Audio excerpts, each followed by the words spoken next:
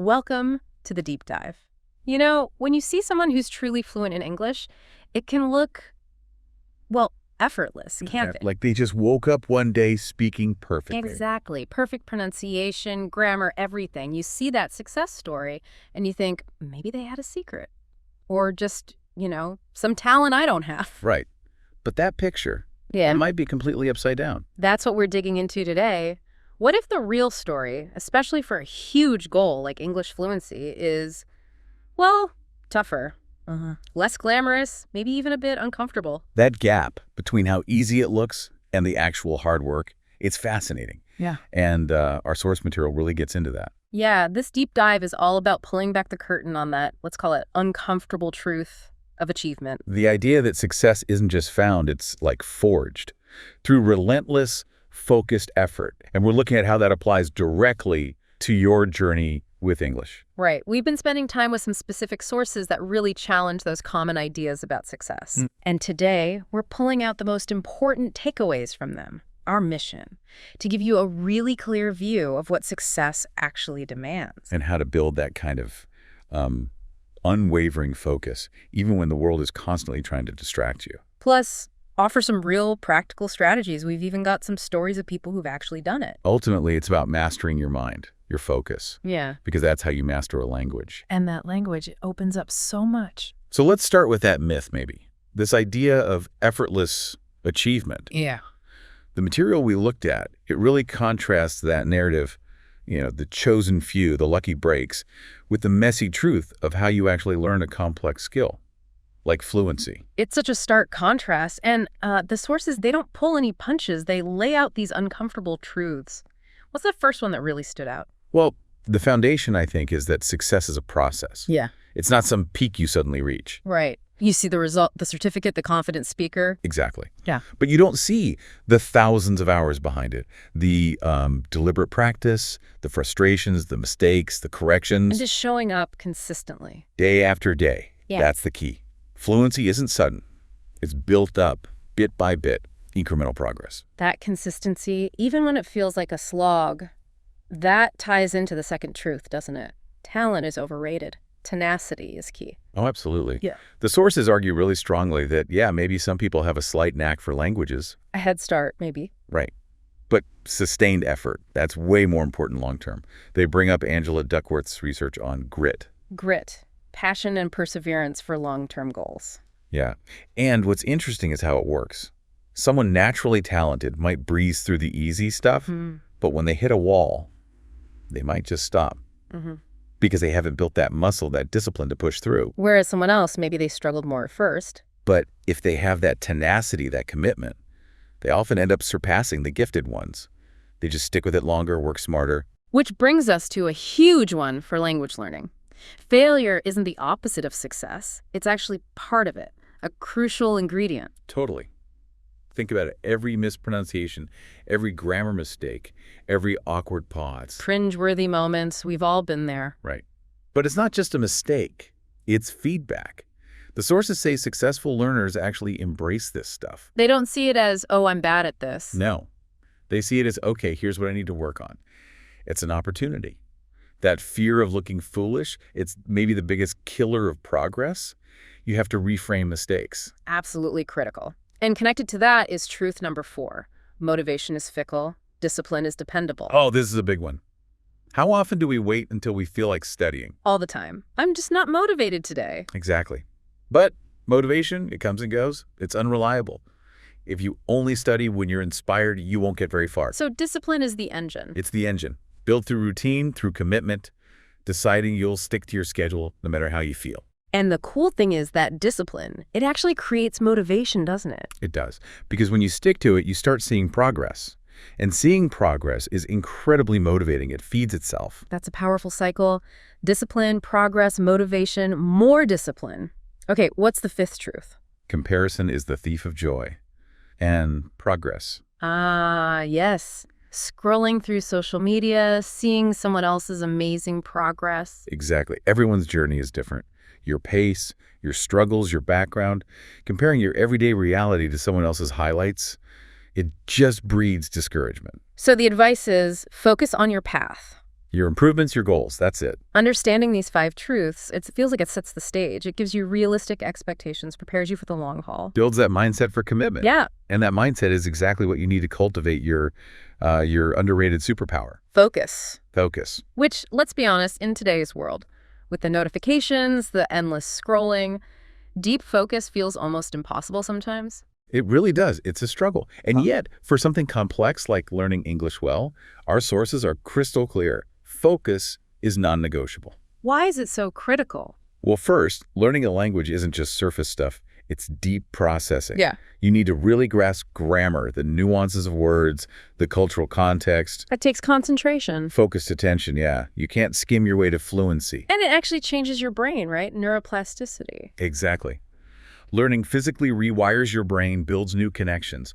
Focused, repeated practice strengthens those pathways. So distracted learning is like Trying to build a road by just scattering gravel randomly. Weak connections. Focused practice is like paving it properly. Solid. The sources also talked about efficiency, didn't they? Huge point. They argue that, say, 20 minutes of truly deep focused study often way more effective than an hour of half-hearted effort while you're also checking your phone. You just absorb more, retain more, connect ideas better. Right. And English is complex. Idioms, irregular verbs, tricky sounds. You need your full brain power. Focus harnesses that power. Plus, it builds momentum. Yeah, that positive feedback loop again. Each focus session gives you a win, a sense of accomplishment. That fuels your motivation for the next one. Okay, but how? With all the things fighting for our attention. It's definitely a battle. And the sources name the enemies. Number 1, digital distractions, obviously. Phones, social media, notifications, they're designed to grab us. Absolutely designed to hijack attention. Then there's the myth of multitasking. Thinking you can study English and watch TV and reply to messages. Yeah, it doesn't work. You're not multitasking, you're switch tasking. Constantly shifting gears, losing depth, hurting memory. And then there are the internal battles. Stress, anxiety, just your mind wandering off, boredom. Sometimes the biggest distractions are inside your own head. Or just not being clear on why you're sitting down to study in the first place. No goal for the session. Right. If you don't know what you're aiming for, your mind just drifts. So this is where we get practical. How do we actually cultivate that focus? The sources had some really concrete strategies. Yes, some really battle-tested stuff. Let's get into them. Okay, first up, deep work blocks. This comes from Cal Newport. Basically, scheduling specific, uninterrupted time just for English. And the key, the sources say, is protecting that time. Make it sacred. Doesn't have to be hours, maybe 30 minutes, maybe an hour. But during that block, nothing else gets in. Which means creating a distraction-free space. Your sanctuary, yeah. Physically and digitally. Phone, in another room, seriously. Or off. Use app blockers if you need to. Find a quiet spot, clear the clutter, let people know you're unavailable. Absolutely. Communicate those boundaries. What about the Pomodoro technique? That came up too. Very popular, very effective for many people. Work in focus bursts like 25 minutes, then take a short break, maybe 5 minutes. And after a few cycles, a longer break. Right. It trains your brain for that intense focus, but in manageable chunks. Lots of apps for this. Crucial point. Set hyper-clear goals for each session. It's non-negotiable. Before you start, know exactly what success looks like for this session. Not just study English. But learn 10 travel phrasal verbs and write a sentence for each. Or finish the grammar exercises in Unit 5. Or practice discussing past holidays for 15 minutes. Something specific, tangible, gives your focus a target. I like the idea of a mindful start and finish, too. Yeah, just take a moment before diving in. Few deep breaths, clear your head. And when you finish, maybe a quick review or plan the next session. Helps consolidate things. And being active in your learning, not passive. Huge difference. Passive reading. Your mind wanders easily. But taking notes by hand, summarizing in your own words. Teaching it to your cat. Huh? Yeah. Or an imaginary student. Yeah. Doing exercises, making your own sentences. Engaging actively keeps you focused. What about energy levels? Smart tip. Manage your energy, not just your time. Do the really tough stuff, complex grammar, maybe writing when you feel sharpest. Which might be morning for some, evening for others. Know yourself. Right. And regular mindfulness or meditation practice helps too. Yeah. Even just 5-10 minutes a day. How does that help focus specifically? It trains your attention. Yeah. You get better at noticing when your mind wanders. Which it will? And gently bringing it back without judging yourself. It's like building a muscle. the focus muscle. I like that. And related, maybe counterintuitively, embrace boredom. Yeah. We're so quick to grab our phones the second we have downtime. The sources suggest just letting yourself be bored sometimes. Let your mind wander. Be still. It can actually improve your ability to focus later and maybe even spark some creativity. Okay, and the last strategy feels really important. Forgive yourself and refocus. Absolutely key. You're human. You will get distracted. The goal isn't perfection. It's about noticing. Noticing you've drifted, saying, oops, okay, and gently guiding your attention back. Every time you do that, you strengthen that focus muscle. Building this focus, it definitely takes practice. It's effort. No doubt. Yeah. But the payoff, faster progress towards fluency, it's huge. So let's bring it all together. We have these truths about success, the power of focus. How do we translate this into daily actions for English? Right, the practical battle-tested tips. What can you start doing today? Okay, number one, maybe the most important. Consistency over intensity. Yes. Forget the weekend cram sessions. 30 minutes, focused, every day.